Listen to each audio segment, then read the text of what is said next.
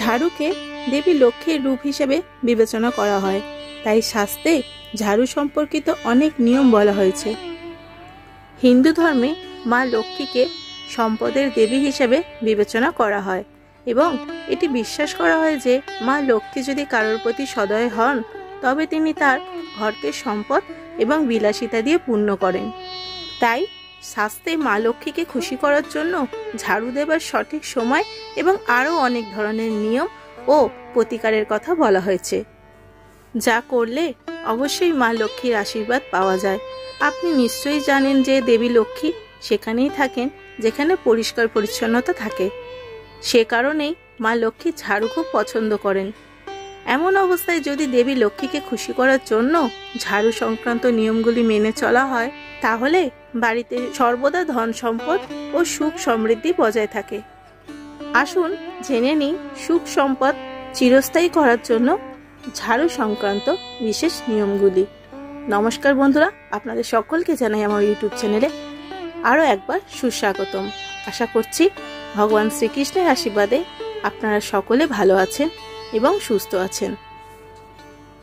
1 নম্বর হলো, অবশ্যই মনে রাখতে হবে যখনই পরিবারের কোনো সদস্য কোনো বিশেষ কাজের জন্য বাড়ি থেকে বের হয় তার যাওয়ার সাথে সাথে কখনোই ঝাড়ু দেওয়া উচিত নয়। এ কারণে কাজের নানা ধরনের বাধার সৃষ্টি হয় এবং কাজে সফলতা আসে না।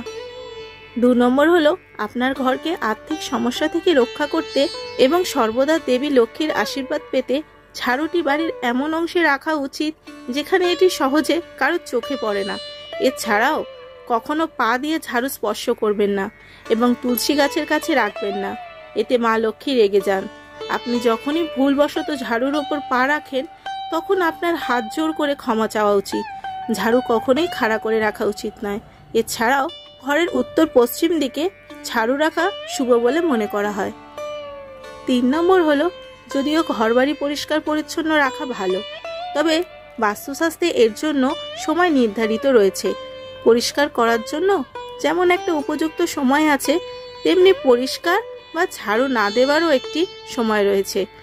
বাস্তুশাস্ত্রে দিনের প্রথম 4 ঘন্টা ঝাড়ু দেবার উপযুক্ত সময় বলে মনে করা হয়, আর রাতে প্রথম 4 ঘন্টা এই কাজের জন্য অনুপযুক্ত বলে মনে করা হয়।